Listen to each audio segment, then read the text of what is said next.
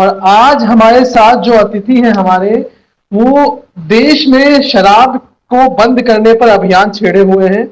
और इस जो संगठन, इसका नाम है राष्ट्रीय शराबबंदी संयुक्त मोर्चा। हमारे साथ इसके अध्यक्ष हैं सुल्तान सिंह जी। सुल्तान सिंह जी, बहुत बहुत स्वागत है आपका यूपी सिटी न्यूज में।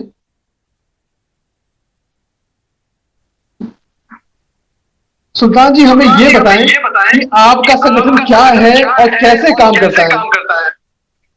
ये शराबबंदी संयुक्त मोर्चा सामाजिक संगठन, लोक समिति, आर्य समाज, शराबबंदी संघर्ष समिति, सर्वोदय मंडल आदि सामाजिक संगठनों को मिलाकर ये अलग अलग लड़ाई लड़ रहे थे 4 साल पहले। शराबबंदी के लिए पूरे प्रदेश के लिए, देश के लिए लड़ रहे थे। अब ये इतनी बड़ी बीमारी है शराब, क्योंकि सरकारें इसमें ज्यादातर राजस्व प्राप्त करने के लिए हर राज्य सरकार और खास तौर से उत्तर प्रदेश में जगह जगह शराब के ठेके खोले जा रहे हैं। और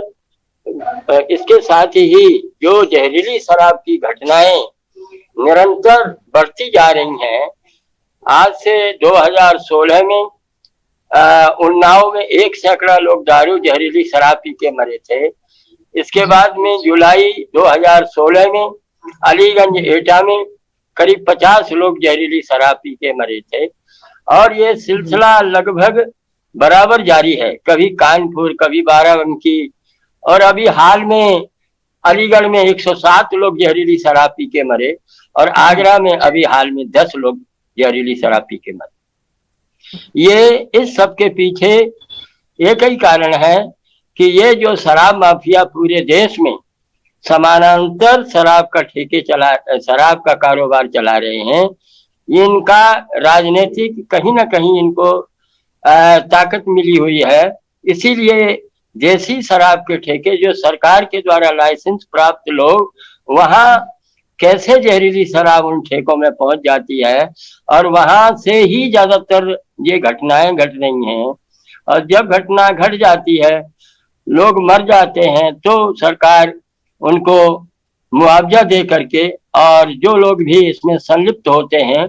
उनके विरुद्ध कार्रवाई भी करती है। लेकिन थोड़े दिनों के बाद ये सारा सिलसिला फिर ज्यों का त्यों शुरू हो जाता है और तब तक दूसरे जिले में कहीं ना कहीं घटना घट जाती है। ये सिलसिला तब तक बंद नहीं होगा जब तक पूरे प्रदेश में बिहार की तर्ज पर, जैसे बिहार में नीतीश कुमार ने 1 अप्रैल 2016 को पूरे प्रदेश में शराबबंदी का कानून बनाकर शराब के ठेके हटा दिए, उसी तरह से माननीय योगी आदित्यनाथ जी जो हमारे उत्तर प्रदेश सरकार के मुखिया हैं, वो पूरे प्रदेश में ऐसा ही कानून बना दें तो निश्चित रूप से लाखों करोड़ों ऐसे परिवार, गरीब परिवार, जिनके घरों में जिनके बच्चे स्कूल नहीं जा पा रहे, पढ़ने नहीं जा पा रहे, जिनके घर में अच्छा खाना नहीं बन पा रहा, जो निरंतर गरीबी में जूझ रहे हैं, शराबबंदी होने पर निश्चित रूप से उनके जीवन में खुशहाली आए। मेरा जो अगला सवाल है वो ये है कि शराब जो पीने का जो आंकड़ा है, जो कंजप्शन है और इसको लेकर जो अपराध है, वो तो हम समाज में देख ही रहे हैं। लेकिन क्योंकि उत्तर प्रदेश में अभी चुनाव आने वाले हैं और चुनावों के बीच में जो शराब को लेकर जो एक बंदरबांट होती है, निचले स्तर पर लेकर ग्रामीण इलाकों से लेकर मलिन बस्तियों तक में शराब के नाम पर वोट लेने की कोशिश की जाती है, तो क्या आपने कभी ऐसे लोगों को अवेयर करने की कोशिश की है आज तक, जो शराब लेकर वोट देते हैं, या ऐसी जगहों पर जो शराब की जो बंदरबांट होती है उसको कभी रोकने की कोशिश की है आप लोगों ने जमीनी स्तर पर? ये जमीनी स्तर पर तो सिर्फ हम और हमारे साथी कार्यकर्ता जो इसके शिकार हैं उनको समझाने का ही काम कर रहे हैं, जन जागरण कर रहे हैं कि भाई इससे बचें। लेकिन ये जो चोरी छिपे ये जो धंधा चलता है, और ये शराब माफियाओं के हाथ बहुत लंबे हैं, वो गोपनीय तरीके से ऐसी जगह दारू का ये बनवाते हैं जहां पुलिस भी नहीं पहुंच पाती है, और वो ये धंधा बराबर चलाते रहते हैं। और या फिर पुलिस को मालूम भी होता होगा, क्योंकि इसमें अधिकारी और अबकारी अधिकारी और पुलिस अधिकारी ज्यादातर उनकी सह के बिना ये इतना बड़ा कारोबार संभव नहीं है कि वो, उनकी हिम्मत नहीं है कि वो सरकारी शराब के ठेकों पर अपनी नकली कच्ची जहरीली शराब कैसे बिकवा रहे। ये सबसे बड़ा सवाल है और ये जब तक तभी बंद होगा जब सरकार पूरी तरह से बिहार की तर्ज पर शराबबंदी का कानून बना दे। और इसके लिए 2022 विधानसभा का चुनाव आने वाला है। हम लोगों ने 2 अक्टूबर राष्ट्रपिता महात्मा गांधी के जन्मदिन पर लखनऊ गांधी भवन में एक सत्याग्रह 24 घंटे का सांकेतिक सत्याग्रह रखा है और उसमें हमारा प्रयास है कि आगरा, अलीगढ़, कानपुर, जहां जहां दारू की घटनाएं, जहरीली शराब की घटनाएं हुई हैं, हम सभी जगह से साथी कार्यकर्ताओं को उसमें बुला रहे हैं। वहां बैठ करके बापू के चरणों में बैठ के 2 अक्टूबर को हम योगी सरकार से विनती करेंगे, निवेदन करेंगे, अनुरोध करेंगे कि वो भी बिहार की तर्ज पर अगर इस तरह का कानून बना दें तो निश्चित रूप से तमाम घर उजड़ने से बच जाएंगे। और सबसे बड़ी बात यह है कि ये घरेलू हिंसा आज बढ़ती चली जा रही है। घरों में माता और पिता से पैसा मांगता है दारू पीने वाला उनका लड़का, और जब वो पैसा देने से इनकार करते हैं तो फिर वो उन पर हाथापाई भी करते, उनकी मारपीट तक भी कर देते हैं। ये स्थिति निरंतर बढ़ती जा रही है। तो घरेलू हिंसा रुकेगी अगर शराबबंदी का कानून बनता है। दूसरा, अपराध और दुर्घटनाओं में 50% की लगभग कमी आ जाएगी पूरे प्रदेश के अंदर। तीसरा, जिन गरीबों को सरकारी योजनाओं के द्वारा लाभ मिलता है, जैसे उनको अभी निःशुल्क गल्ला मिल रहा है, बगैर पैसे के फ्री मुफ्त में गल्ला बांटा जा रहा है, और तमाम ऐसे जो दारू के शौकीन गरीब आदमी है वो राशन को जाके बाजार में बेच करके और उसकी दारू पी लेता है। तो ये सारी चीजें बच जाएंगी। इसलिए हम इसको ये 2022 के चुनाव में शराबबंदी संयुक्त मोर्चा इसको मुख्य मुद्दा बनाएगा और हर पार्टी के नेताओं से निवेदन करेगा कि वो अपने घोषणा पत्र में, जो उनका पार्टी का घोषणा पत्र है, उस घोषणा पत्र में शराबबंदी का उल्लेख करें। जी सुल्तान जी, मुझे ये बताइए, आपने जिक्र किया कि मौतें हुई अलीगढ़ में, और जो देसी शराब होती है उसका जो कंजप्शन होता है, जो उसको पीने वाला आदमी होता है, वो सबसे गरीब तबका होता है, गरीब तबके का इंसान होता है, और उसकी जब मौत होती है तो पूरा परिवार बिखर जाता है। तो आपने अभी मौतों का जिक्र किया अलीगढ़ और आसपास के क्षेत्र में, जब आप वहां गए तो आपने परिवार में क्या स्थिति देखी? आप जब परिवार से मिले होंगे तो क्या परिवार को किसी तरह की सरकारी सहायता पहुंची, सरकारी मदद पहुंची? क्या आपने उन्हें अब ही अवेयर करने की कोशिश की, उस परिवार को जिसका कोई अपना इस शराब के सेवन से चला गया? जी, मेरा सवाल ये है कि आपने बात की शराब के सेवन किया अलीगढ़ के आसपास के क्षेत्रों की, जहां मौतें भी हुई हैं। आपको क्या मेरी आवाज आ रही है? आपको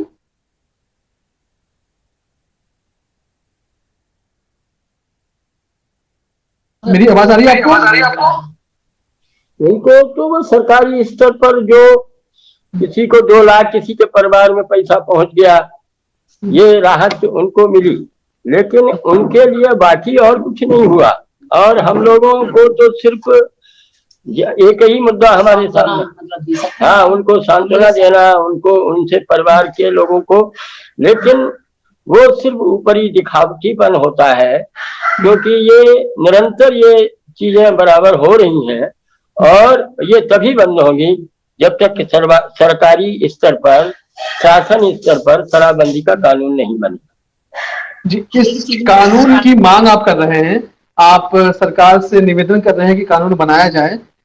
लेकिन इसके लिए आप सरकार के पास किस तरह से अपना आवेदन पहुंचाते हैं? सरकार से किस तरह से अपील कर रहे हैं? क्या प्रक्रिया है जो आप जिसका आप पालन कर रहे हैं? आपको बता दें, 4 साल पहले जब अलीगंज में 50 लोग जहरीली शराब पी, एटा जिले में अलीगंज आता है, जी वहाँ 50 लोग जहरीली शराब पी के जुलाई 2016 में मरे थे। तब हम लोगों ने अपनी पैदल मार्च, पैदल यात्रा लगभग 300 किलोमीटर, ये एटा अलीगंज 300 किलोमीटर है लखनऊ से, लखनऊ राजभवन तक पैदल यात्रा, पैदल मार्च करते, जन जागरण करते हुए, और तत्कालीन महामहिम राम नायक जी से एक शिष्टमंडल लेकर के राजभवन में जाकर उनसे मुलाकात की थी, उनको ज्ञापन भी दिया और उसमें कहा कि आप जो है इस पे शराबबंदी के कानून बनवाने के लिए सरकार पर दबाव बनाएं, और हम लोग इतना ही कर सकते हैं जब तक जनता जगेगी नहीं। मुझे मालूम है कि कोई भी आंदोलन जब तक जनता अपने हाथ में नहीं लेती है, ज्यादा से ज्यादा लोग जब तक इसकी आवाज नहीं करेंगे, हर जिले जिले से आवाज उठे, तब ये सरकारें निश्चित रूप से उसके दबाव में, क्योंकि इनको आने वाले चुनाव में वोट चाहिए और ये जन दबाव को ही सरकारें मानती हैं, तभी ये मानेंगे और तभी जो है शराबबंदी का कानून ये बनाएंगे। हमारे साथ जो शक्ति है, हमारे जो साथी कार्यकर्ता है हर जिले में, कोशिश है हमारी 35-40 जिलों में हम पहुंच गए हैं। 40 जिलों में हमारे कार्यकर्ता अभी 2 अक्टूबर को हमारे बुलाने पर ये लखनऊ गांधी भवन में पहुंचेंगे और हम लोग वहां बैठ करके 24 घंटे का अनशन करेंगे, सत्याग्रह। जी, ये जो आपका कार्यक्रम है 2 अक्टूबर वाला, आप इसके बारे में तो समझाएं हमें, और दूसरा साथ में ये भी बताएं कि जो संगठन है आपका, ये संगठन किस तरह काम करता है और किस तरह से ये सामाजिक संगठन है जिससे आम लोग जुड़ सकते हैं, ये थोड़ा बताएं आप प्लीज। इसमें जैसे आर्य समाज है, आर्य समाज एक बहुत बड़ी संस्था है और ये पूरे भारत में और हर जिले में इसका फैलाव है। इसमें इन्होंने 9 सितंबर 2016 को गोमती नदी के किनारे बहुत बड़ा धरना दिया था, सत्याग्रह किया था, और उसी से मुझे भी प्रेरणा मिली। और उधर नीतीश कुमार जी ने जब बिहार में कानून बना दिया 1 अप्रैल 2016 को, तो हमें भी, हम लोगों को भी प्रेरणा मिली कि उत्तर प्रदेश में ये निरंतर घटनाएं बराबर हो रही हैं जहरीली शराब की, ये इनका इलाज क्या है, ये कैसे बंद हो सकती है। ये सरकार चाहे कितना जोर लगा ले, कितनी भी सजा दे, शराब माफियाओं को जेल में डाले, कुछ भी करे, लेकिन जब तक कानून, क्योंकि उसके 50 रास्ते निकल जाते हैं, क्योंकि राजनीतिक संरक्षण निश्चित रूप से मिलता है और अधिकारी, और इसमें बड़े बड़े अधिकारी भी इसमें शामिल हो जाते हैं, पैसे का बंदरबाट होता है, सारे लोग इस बात को जानते हैं। इसे बंद करने का एक ही उपाय है कि सरकार बिहार की तर्ज पर शराबबंदी का कानून बनाए। जी, लेकिन आपने अभी 2 अक्टूबर के कार्यक्रम के बारे में नहीं बताया कि उसमें किस तरह से आप लोग प्रयास करेंगे कि आम जनता तक ये विषय पहुंचे, और अपने संगठन के बारे में, संगठन में कहां से लोग इसमें जुड़े हुए हैं, और अगर आम लोग इसमें जुड़ना चाहें, क्योंकि शराब की जो हिंसा है और शराब के जो दुष्प्रभाव है उससे एक बहुत बड़ी संख्या प्रभावित है और वो चाहती है कि ऐसे आंदोलन उभरे और आगे बढ़े, तो आप उनसे कैसे चाहेंगे कि वो लोग आपसे जुड़े या आपके संगठन तक पहुंचे, ये एक बार हमें बताएं। जी, तो इसके लिए तो अभी तो ये हमारा सांकेतिक ही है, 24 घंटे का हम सत्याग्रह करेंगे, और ये भी मीडिया के माध्यम से, आप सब लोगों के सहयोग से जनता तक आवाज पहुंचाने का ही कार्यक्रम है, और जनता इसको जितनी समझती जाएगी, लोग धीरे धीरे जुड़ते जाएंगे। हमारा संगठन राष्ट्रीय लोक समिति, जिसका मैं अध्यक्ष हूँ, ये संगठन बहुत पहले से दूसरे मुद्दों पर हम लोग लड़ रहे थे, जहाँ और समस्याएं थी, जहाँ रेलों का संचालन नहीं होता था, वो रेलगाड़ियों के संचालन के लिए, जहाँ रेलगाड़ियों का ठहराव नहीं होता था, वहाँ ठहराव के लिए हम लोग अन्य मुद्दों पर लड़ाई लड़ रहे थे। लेकिन जब देखा कि शराब से गरीबों की, और खास तौर से मैंने एक दिन एक घटना इटावा स्टेशन पर देखी, एक रिक्शा चालक की पत्नी अपने गोद में बच्चा लिए हुए और जिधर से गाड़ी आ रही थी उधर दौड़ रही और आत्महत्या करने के लिए दौड़ रही थी, तो उसको लड़कों ने पकड़ लिया, और पकड़ने के बाद जब उससे पूछा कि बहन तुम ऐसा क्यों करना चाहती हो, तो वो रो रो के कह रही है कि भाई साहब मेरा आदमी रिक्शा चलाता है और जो पैसा आता है शाम को ठेके पर पी आता है, 4 दिन से मेरा बच्चा बुखार में तड़प रहा है, न दवाई के लिए पैसे हैं और न घर घर पर कुछ खाने पीने के लिए सामान है, तो रोज घुट घुट के मरने के बजाय एक दिन ही मरना ज्यादा ठीक है। तो उस दिन मुझे झटका लगा कि ऐसी हजारों लाखों बहनें, महिलाएं खास तौर से इस दंश को झेल रही हैं, और ये कम लोग हैं, और हर धर्म में, हर मजहब में इसका निषेध है, कोई धर्म नहीं कहता जी, हर धर्म में इसका निषेध है। लेकिन हम कहेंगे कि जैसे इस्लाम में खास तौर से हमारे मुस्लिम भाई, जहां उनके बहुतायत में मोहल्ले हैं, वहां जल्दी कोई शराब का ठेका खोलने की इसलिए हिम्मत नहीं करता कि वहां उसका प्रतिरोध होता है। ऐसे प्रतिरोध जगह जगह लोग करने लग जाए, ये कहें कि भाई हम अपने यहाँ शराब का ठेका नहीं खोलने देंगे। आज इतना पैसा आता है शराब से, जिससे लोगों को जहाँ 5,000 रुपया किराया मिलना चाहिए उसका 10,000 रुपए तक किराया देने को वो तैयार हो जाते हैं, क्योंकि वो ऐसा धंधा है जिसमें पैसा ही पैसा है, लोगों की मौत और लोगों के लिए मौका बन जाता है। तो मैं चाहता हूँ भाई साहब, मैं चाहता हूँ कि ये आपके चैनल के माध्यम से और हमारे मीडिया और दूसरे साथियों के माध्यम से ये जन जन की आवाज बने, क्योंकि एक जन आंदोलन जब तक नहीं बनेगा तब तक कोई भी सरकार इस कानून के बारे में, इसके बारे में, जैसे हमारे जनप्रतिनिधि हैं, विधायक हैं, वो लोगों को आवाज उठानी चाहिए, अपने विधानसभा में आवाज उठानी चाहिए, वो चुने हुए प्रतिनिधि हैं, उनको सुविधा और साधन सारे मिले हुए हैं, इसके बाद भी आवाज नहीं उठती है। हम लोग तो बहुत मुश्किलों से, परेशानियों से, जो सामाजिक कार्यकर्ता हैं उनकी भाई साहब दिक्कतें मैं आपको क्या बताऊं। लोग ऐसे ऐसे कार्यकर्ता हैं जिनके पास कोई साधन नहीं है, लेकिन इसके बाद भी उनके अंदर ये उत्साह है कि ये बुराई बंद हो, और वो इसके लिए समय देते हैं। हम तो उनका शुक्रिया अदा करते हैं। हमारी बहनें हैं, बहुत सारी बहनें हैं जो इस लड़ाई में कंधे से कंधा मिलाकर साथ चल रही है। हमारे साथ में जो हमारी शराबबंदी महिला मोर्चा की अध्यक्ष है सुलक्षणा सिंह भी बैठी हुई है बगल में, इनके नेतृत्व में भी यहाँ फर्रुखाबाद में इस समय आपसे बात कर रहा हूँ, तो यहाँ पर भी सैकड़ों महिलाओं ने यहाँ गांधी की प्रतिमा पर टाउन हॉल पर इकट्ठा होकर के और शराबबंदी की मांग के लिए आवाज उठाई है। जी सुल्तान जी, आपने जिन महिला साथी का जिक्र किया है, आप उनको भी फ्रेम में लेके आ सकते हैं अगर चाहें तो, क्योंकि कुछ सवाल महिलाओं से जुड़े हुए भी हम पूछ लेंगे उनसे। आप चाहे तो उनसे बात कर सकते। हाँ, आप उनको अपने साथ ही बिठा लीजिए। जी बैठिए। हाँ, कैमरे के आगे आइए मैम प्लीज। हाँ जी, आपका शुभ नाम मैम? श्रीमती सुलक्षणा सिंह। हाँ सुलक्षणा जी, आप अगर हमें बता पाए जी कि महिलाओं के साथ जब आपकी वार्ता होती है गांव देहात में, आप जाते हैं आंदोलनों के लिए, तो सुलक्षणा जी आपको महिलाओं से किस तरह की प्रतिक्रिया मिलती है? क्या वो परेशान होती हैं, या ग्रुप से जुड़ना चाहती हैं, या बेबस नजर आती हैं, पति उनको नहीं विरोध करने देते? क्या समस्याएं आती हैं जो महिलाएं होती हैं गांव देहात?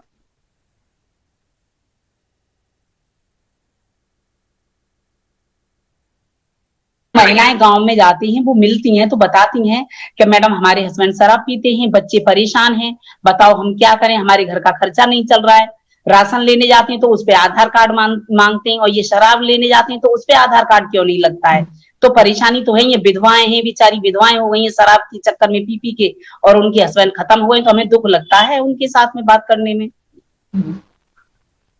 जी हेलो। हाँ, क्या अभी कहीं से आपको सहयोग मिला है? जी किसी ने आश्वासन दिया है? कम से कम 5 से महिलाएं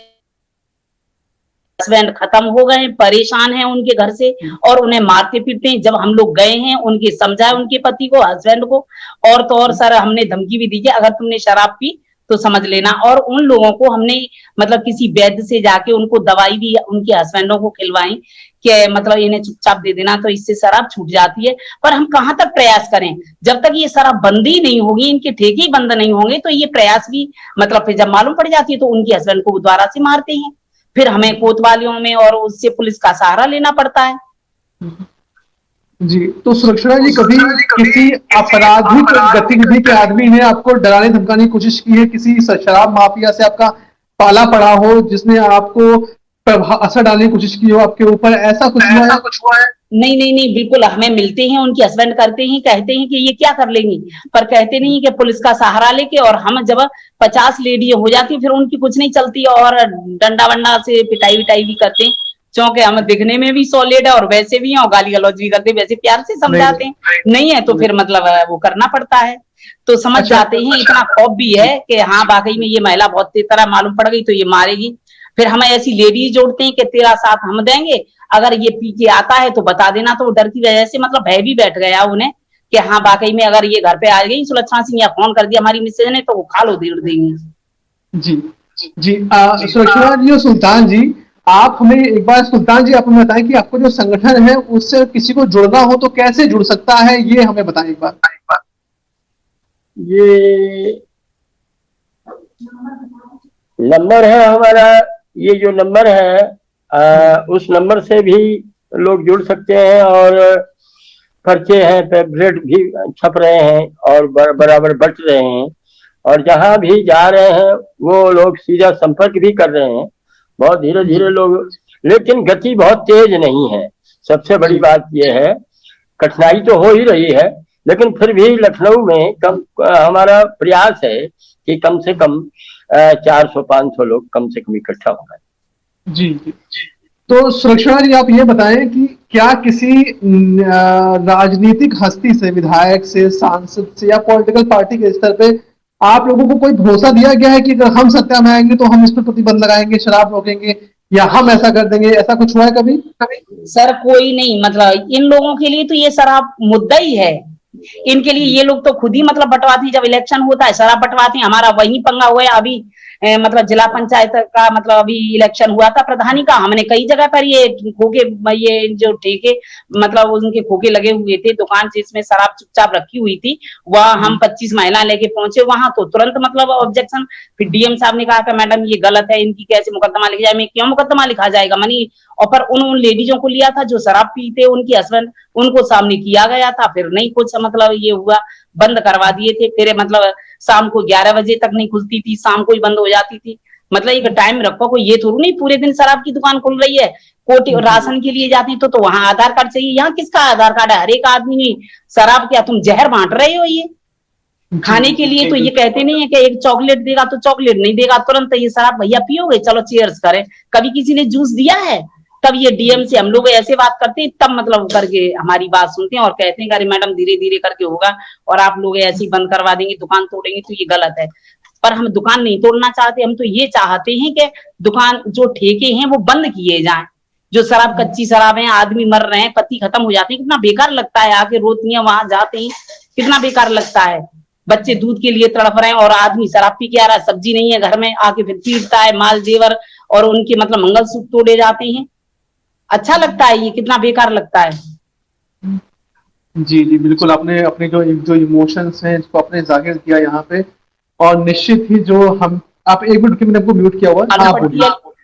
जी लेडीजों को मालूम पड़ती है, वो जुड़ते हैं, फिर संपर्क में आते हैं, फिर हम वहां जाते हैं, वैसे मैंने ये घर अपना बिल्कुल कंजड़ों बस्ती में ही लिया है, यहाँ शराब बिकती थी, मैं जानती नहीं थी कि ये पाउच में पानी है कि शराब है, फिर मालूम पड़ा कि ये पाउच पानी के नहीं है शराब की, तब मैंने यहाँ पूरा बंद करवाया फर्रुखाबाद में, और यहाँ कंजड़ बस्ती है काफी, लकूला बोलते हैं इसमें, तो इसमें बंद करवा दिया, हमने कहा मैं कि तुम कोई रोजगार खोल सकते हो कि खाने के लिए, मतलब हमारी रोटी कहाँ से आएगी, तो इन लोगों को लिए जैसे ये मतलब गर्मियों में खस की टटियां मतलब करके बनाते हैं ये, तो इन्हें मतलब एक जीने का आधार बता दिया हमने, दुकान खुलवा दी है, और ये खस की टटियां मतलब बनवाना, अगरबत्ती बनवाना, तो हमने कहा तुम लोग पति और पत्नी दोनों लोग ऐसे ही मिलके चलाएं काम, तो जरूरी नहीं है कि शराब बेचो, किसी की हत्या करो, ये दोनों लोग मिलके करें बिजनेस, तो ऐसे भी पैसा आ सकता है काम करके, न कि मतलब ये गलत काम करके पैसा लो।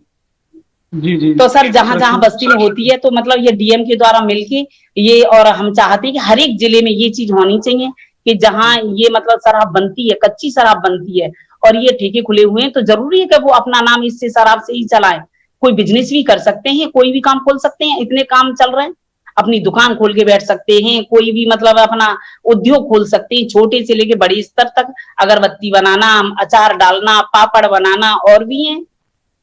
सही है, और नहीं है तो हम लोग हेल्प करते हैं उनकी जाके, कैसे क्या करना चाहिए। बिल्कुल बिल्कुल सुलक्षणा जी, बहुत ही अच्छी बातें बताई, बहुत ही अच्छी चर्चा हुई आपसे सुल्तान जी के साथ। और मुझे जो मुझे लग रहा है कि इसका काफी सार्थक नतीजा निकलने वाला है। आप लोग 2 अक्टूबर को भी जो आपका जो ये कार्यक्रम है लखनऊ में, आप उसके लिए भी मुझसे संपर्क कीजिएगा। मैं कोशिश करूंगा कि हम लोग उसको भी कवर कर पाए किसी तरह से, भले ही छोटे लेवल पे कर पाए, लेकिन हम कोशिश करेंगे कि हम उसको यूपी सिटी न्यूज के मंच पे कवर करें। और कभी भी किसी भी समय हमें कोई भी चर्चा अगर लगेगी शराबबंदी को लेकर, हम आपसे निश्चित ही बात करेंगे। हम उम्मीद करते हैं कि आपका मिशन कामयाब हो और ईश्वर आपको शक्ति दे, बल दे। मिलते हैं अगली बार आपसे बहुत जल्द। अपना ध्यान रखिएगा। बहुत बहुत धन्यवाद सर। मतलब बहुत लगे हुए हैं और बहुत एक से एक जुझारू लेडीज है। अगर आप हमें साक्षात देखेंगे ना तो आप कहेंगे कि वाकई में लोग लक्ष्मीबाई बोलने लगे हैं। और चाचा का आशीर्वाद है, क्योंकि ये बुजुर्ग हैं, इनका साया जरूरी है हम लोगों के साथ में।